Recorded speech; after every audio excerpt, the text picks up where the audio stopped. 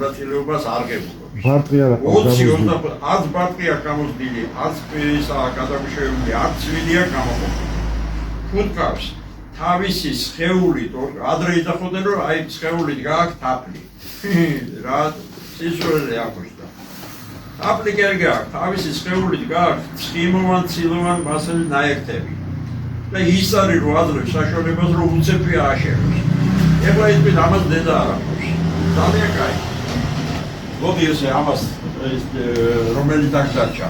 მივცეთ იმავე დღეს დედა ნაყარი რომ გამოვიდა. ჩავკეთოთ და ჩავუდოთ ახალი ჩარჩოები და თავისი ბარტყი რაც დარჩა, ყოველდღე იმდენი გადაბეჭდილი ბარტყი არ შეგვიძლია. ესეც დავუტოვოთ. და ახალი დედას მივცეთ.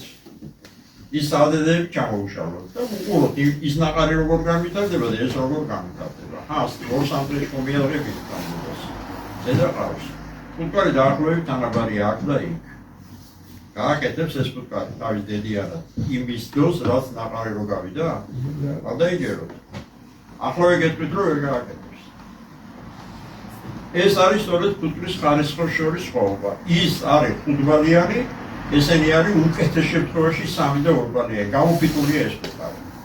ბარტყის გაზდით, იმისი რა ქვია, ნექტარის ბოტანით, იმისი გადავიჯერებით. ესეთი ბარტყს ვერც გაზდის ბატონო თემი. სანაკრეს კაში რო ჩაიხედავ, მეორე დღეს რო მესამე დღეს კი არა, მესამე დღის მერე რო აპირებ, ნაკრად გაშევა. ფუტკარი კიდია ფარდასავით. ჩამოკიდებულია 25 დღის არის ფუტკარი. სინამდვილეში 3-5 დღიანი ფუტკრის არის. იმისთვის დრო გაჩერებულია. ვით ჩამოკიდებულია, იმისთვის დრო გაჩერებულია. და ეს ხარისხიანი ფუტკარი გამოჩნდა რომ ხმარას თუ დაუჯერებს 70 დღეს ცოცხლობს. და უხარისხო ფუტკარია ის ძირითადი რომელსაც ამოწმებდა და 30 დღეში იღუპებოდა და 35 დღეში. აბა ნახეთ. 70 დღე 30-25 ისინი მინახია რა ქვია სუსტი ოჯახები რომელსაც 20 დღეში მატება არ ქონდა. ბარტყი ქონდა ის ყოვდა გამოვიდეს ის ოხერი კაცო ორი იმდენი ჩარჩო უნდა გადაფაროს.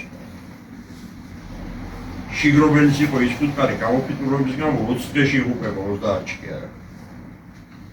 ეს არის ხარისხებს შორის სხვაობა.